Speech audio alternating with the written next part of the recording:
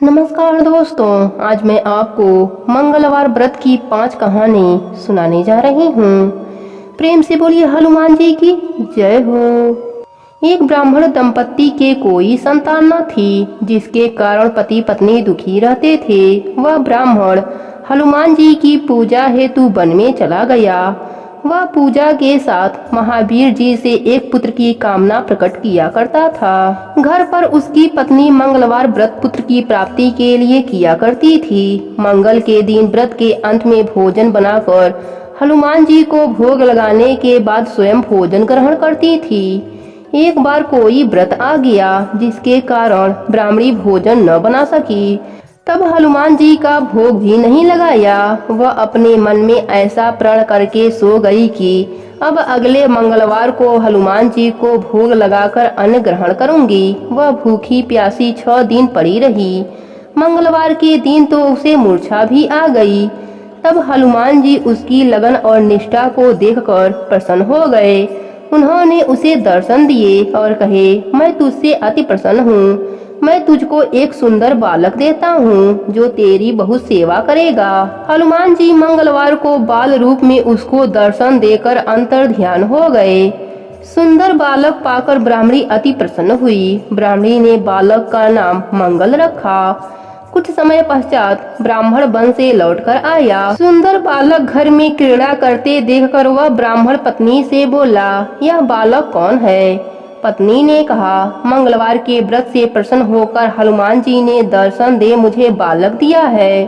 पत्नी की बात छल से भरी जान उसने सोचा, यह उल्टा बेभिचारणी अपनी कलुषता छिपाने के लिए बात बना रही है। एक दिन उसका पति कुएं पर पानी भरने चला तो पत्नी ने कहा कि मंगल को भी साथ ले जाओ। वह मंगल को साथ ले चला और उसको कुएं में डालकर वापस पानी भरकर घर आया तो पत्नी ने पूछा कि मंगल कहाँ है। तभी मंगल मुस्कुराता हुआ घर आ गया। उसको देख ब्राह्मण आश्चर्यचकित हुआ। रात्रि में उसके पति से हनुमान जी ने सपने में कहा, यह बालक मैंने दिया है, तुम पत्नी को उल्टा क्यों कहते हो? पति यह जानकर हर्षित हुआ। फिर पति पत्नी मंगल का व्रत रख अपना जीवन आनंद पूर्वक व्यतीत करने लगे। जो मनुष्य मंगलवार व्रत कथा को पढ़ता या सुनता है और नियम से व्रत रखता है, उसके हनुमान जी की कृपा से सब कष्ट दूर होकर सर्व सुख प्राप्त हो जाता है। प्रेम से बोलिए बजरंगबली की जय हो। दूसरी व्रत कथा के अनुसार एक बुढ़िया थी। वह मंगल देवता को अपना इष्ट देवता मानकर सदैव मंगल का व्रत रखती और मंगल देव का पूजन किया करती। उसका एक पुत्र था, जो मंगलवार को उत्पन्न हुआ था। इस कारण उसको मंगलिया के नाम से बोला करती। मंगल देव के दिन न तो घर को लीपती, न ही पृथ्वी खोदती। एक दिन मंगल देवता उसकी श्रद्धा की परीक्षा लेने के लिए उसके घर में साधु का रूप बनाकर आए और द्वार पर आवाज दी।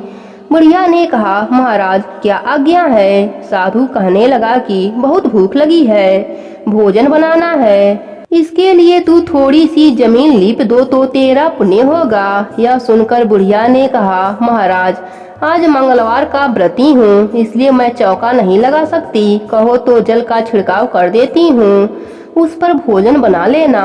साधु कहने लगा कि मैं गोबर से ही लिपे चौके पर खाना बनाता हूँ। बुढ़िया ने कहा, पृथ्वी लिपने के सिवाय और कोई सेवा हो तो मैं सब कुछ करने के वास्ते उद्धत हूँ। तब साधु ने कहा कि सोच समझकर उत्तर दो, जो कुछ भी मैं कहूँगा वह सब तुम्हें करना होगा। बुढ़िया कहने लगी कि महाराज पृथ्वी लिपने के अलावा जो भी आज्ञा करेंगे उसका पालन मैं अवश्य करूंगी।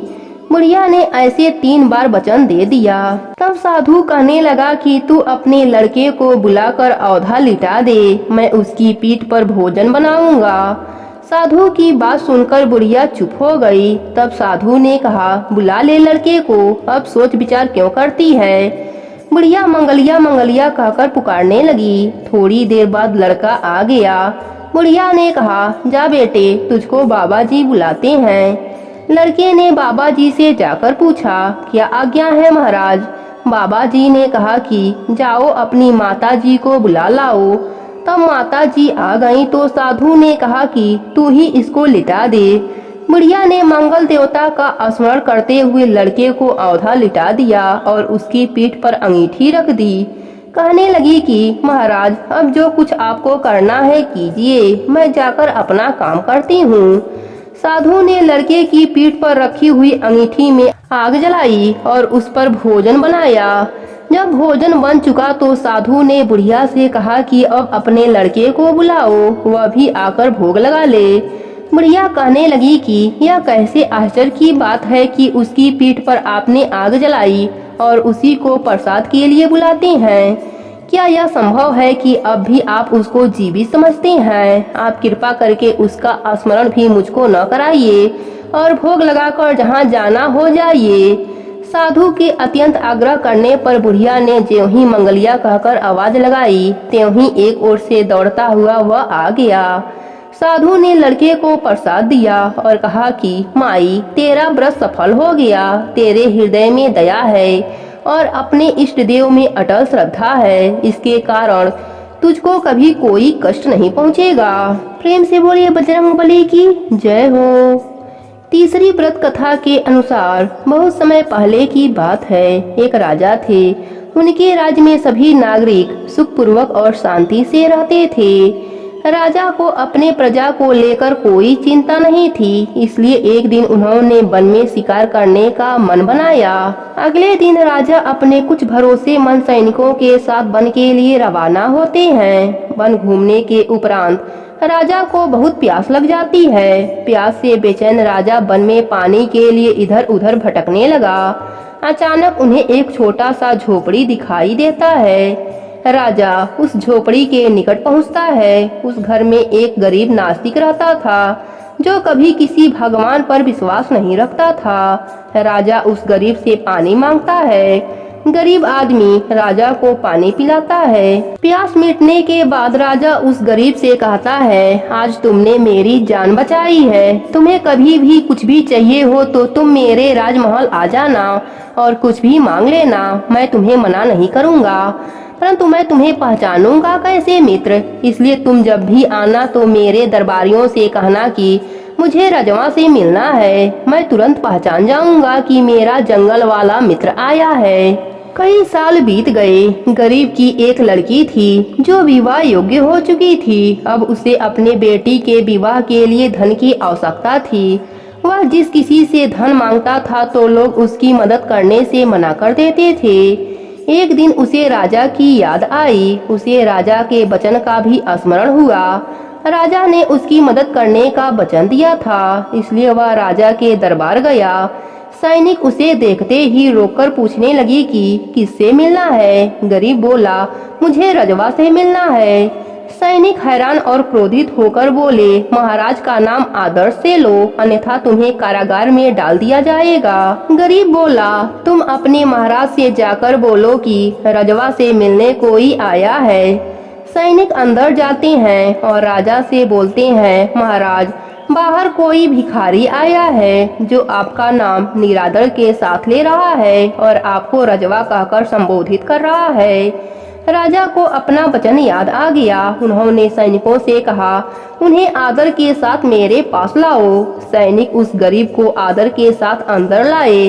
अंदर आने के बाद गरीब देखता है कि राजा बजरंगबली के सामने हाथ जोड़कर खड़े हैं। गरीब नास्तिक सैनिक से पूछता है, तुम्हारे महाराज यह क्या कर रहे हैं? सैनिक बोलते हैं, हमारे महाराज बजरंगबली से धन और प्रजा के सुख शांति का वरदान मांग रहे हैं। इस पर गरीब बोलता है, तुम्हारे महाराज जब इनसे मांग रहे हैं तो मैं तुम्हारे महाराज से क्यों मांगने आया हूँ? मैं भी अब बजरंगबली से मांग लूंगा। इतना कहकर वह चल देता है। गरीब, जो इतने दिनों से नास्तिक था, अब बजरंगबली को याद कर रहा था। सोच रहा था कि मैंने किसी भी भगवान को कभी नहीं माना, इसलिए मैं गरीब हूँ।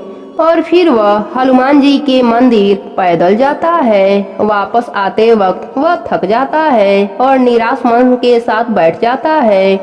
हनुमान जी उसकी परीक्षा लेने के लिए व्यापारी के भेष में बहुत भारी सामान के साथ आते हैं और बोलते हैं कि मैं बहुत थक गया हूँ, क्या तुम मेरे सामान को मेरे घर तक ले जाने में मदद करोगे।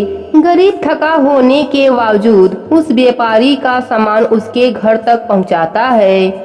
हनुमान जी उसके स्वभाव को देखकर अति प्रसन्न होते हैं और उसे एक पोटली उपहार स्वरूप देते हैं। गरीब पोटली लेकर घर आता है। घर आने के बाद वह पोटली खोलकर देखता है तो उसमें बहुत सारे सोने के सिक्के थे। फिर क्या था, उसके बेटी की शादी धूमधाम से होती है।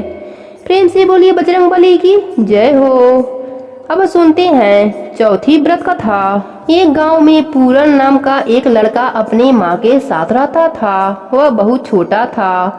पूरन के पिता की मृत्यु हो चुकी थी। वह बहुत गरीब थे। पूरन बजरंगबली का परम भक्त था। वह अपनी माँ के साथ हर रोज बजरंगबली की कथा सुना करता था। बजरंगबली का पूजा पाठ बड़े ही श्रद्धा भाव से किया करता था। एक बार पूरन की माँ की तबीयत बहुत खराब हो गई। उसकी माँ बीमारी के कारण तड़प रही थी और उसे नींद भी नहीं आ रही थी। माँ की ऐसी हालत देखकर वह लड़का बहुत दुखी हो गया। उसे कुछ भी समझ में नहीं आ रहा था कि वह क्या करे। फिर वह बजरंगबली के तस्वीर के आगे हाथ जोड़कर प्रार्थना करने लगा। उसने कहा, हे प्रभु, आपने मेरे पिता को अपने पास बुला लिया है, पर मेरी माँ को मेरे पास रहने दीजिए। प्रभु, अगर मेरी माँ स्वस्थ हो गई तो मैं हर साल अयोध्या पैदल आऊंगा। उसी दिन पूरन की माँ को आराम मिल गया और वह आराम से सो भी गई। अगले दिन सुबह पूरन अपने दोस्त के पास गया और उसे अपने साथ मंदिर चलने के लिए कहा, क्योंकि पूरन का दोस्त भी बजरंगबली का भक्त था, इसलिए वह जाने के लिए तैयार हो गया। फिर दोनों दोस्त नहा धोकर बजरंगबली के मंदिर जाने के लिए निकल पड़े। कुछ दूर चलने के बाद उन्हें एक व्यक्ति दिखाई दिया जो कि केसरिये रंग के कपड़े पहने थे और बहुत ही लंबा चौड़ा थे। वह देखने में बहुत ही अलग थे। उनके मुख पर अलग ही तेज था। दोनों दोस्त उन्हें देखते ही रह गए। फिर वह व्यक्ति चलकर उन दोनों दोस्तों के पास आए और उनके पास आकर उनके सर पर हाथ रखा और आगे निकल गए। उन दोनों बच्चों का मन नहीं माना और उन दोनों ने पीछे मुड़कर उन व्यक्ति को देखा, लेकिन वह गायब हो गए थे। उन दोनों बच्चों को बड़ा आश्चर्य हुआ। वह सोचने लगे कि अभी तो वह व्यक्ति यहीं था, अब कहाँ चला गया। वह कुछ समझ नहीं पाए। फिर दोनों दोस्त मंदिर पहुँच गए। मंदिर पहुंचकर दोनों ने बजरंगबली का दर्शन किया। फिर दोनों अपने घर लौट आए। घर आने के बाद वह दोनों उसी व्यक्ति के बारे में सोच रहे थे। फिर दोनों को समझ आ गया कि बजरंगबली ने हमें दर्शन दिया था। दोनों यह बात सोचकर बहुत खुश हुए और उन्होंने सच्चे मन से बजरंगबली का धन्यवाद किया। प्रेम से बोलिए बजरंगबली की जय हो। पांचवी व्रत कथा के अनुसार एक गांव में एक माँ बेटे रहते थे। एक बार माँ गंगा स्नान के लिए गई तो बहू से कहकर गई कि मेरे बेटे को सुबह रोटी दे देना। बहू ने भी कहा कि अच्छा दे दूंगी। बेटा बोला, मामा रोटी दो। बहू बोली, ना रोटी है ना माँ है, कमा के लाओगे तभी रोटी दूंगी। बेटा बोला, हे प्रभु, मैं तो कमाना ना जानूं। लेकिन बहू ने नहीं मानी तो बेटे ने कहा, अच्छा 2-4 रोटी आम का अचार दे दो। बहू ने बनाकर दे दिया। वह रोटी लेकर कुएं के पाल पर जाकर बैठ गया और कहने लगा, राम जी, मैं तो कमाना ना जानूं। राम जी, मैं तो कमाना ना जानूं। भगवान राम ब्राह्मण का भेष धरकर आए और बोले, तुम ऐसे उदास क्यों बैठे हो। वह बोला, मेरी पत्नी ने कहा है कि कमा के लाओगे तो रोटी मिलेगी, पर मैं कमाना नहीं जानता। तब ब्राह्मण रूप भगवान बोले, बेटा, कमाना तो मैं भी नहीं जानता, हाँ, पर मैं 8 वार का नाम जानता हूँ जिससे तेरे अटूट भंडार भर जाएंगे। चावल के दाने और पानी की हंडी ले लो, घर के बर्तन को उघारो, औधन को सीधा करो। ब्राह्मण ने 7 वार की कहानी कही और उसने सुनी। इतवार, सोमवार, मंगलवार, बुधवार, बृहस्पतिवार, शुक्रवार, शनिवार, आठों वारों का आसरा, भरियो पीहर और सासरा, अटूट भंडार होते चले गए। उसके बाद वह बेटा घर गया। बीबी बोली, क्या लाए? उसने कहा, आठों वारों का नाम लाया हूँ। तब पत्नी ने सोचा कि चलो कुछ तो लाया है। तब बुढ़िया का बेटा बोला, चावल के दाने और पानी की हंडी ला, औंधों को सीधा करो, ढकों को उघाड़ो। उसने कहानी कही, बहू ने कहानी सुनी। इतवार, सोमवार, मंगलवार, बुधवार, बृहस्पतिवार, शुक्रवार, शनिवार, सातों वारों का आसरा, भरियो पीहर और सासरा, अटूट भंडार होते चले गए। बेटा बहू से बोला, मैं बेटी के घर जा रहा हूँ। बेटा फटे से कपड़े पहनकर बेटी के घर गया। बच्चे बोले, नाना जी आए हैं। बेटी बोली, कैसे भेष में आए हैं? बच्चे बोले, आए क्या हैं, 2 दिन की रोटी तोड़ने आए हैं। सच है, करीबी सब कुछ कहला देती है। बेटी से कहा, बेटी सातों वारों की मेरी कहानी सुन ले। उसने कहा, पिताजी मेरा मुंह जूठा है। उसके पिता भूखे ही सो गए। अगले दिन बेटी को तरस आया। वह बोली, पिताजी पिताजी अपनी कहानी सुनाओ। पिताजी ने कहा, चावल के दाने लाओ, पानी की हंडी लाओ, ढकों को उघाड़ो, आंधों को सीधा करो। पिताजी ने कहानी कही। बेटी ने कहानी सुनी। इतवार, सोमवार, मंगलवार, बुधवार, बृहस्पतिवार, शुक्रवार, शनिवार, आठों वारों का आसरा, भरियो पीहर और सासरा, अटूट भंडार होते चले गए। बेटी भर भर के बोरे बांटने लगी। पड़ोसन ने कहा, तुम तो कह रही थी कि मेरे पिताजी कुछ नहीं लाए हैं, फिर यह भर भर के बोरे कैसे बांट रही हो? बेटी बोली, मेरे पिताजी तो खाली हाथ ही आए थे। यह तो सातों वारों की कहानी का फल है। तब पड़ोसन बोले कि अपने पिताजी से यह आठों वारों की कहानी हमें भी सुना दो।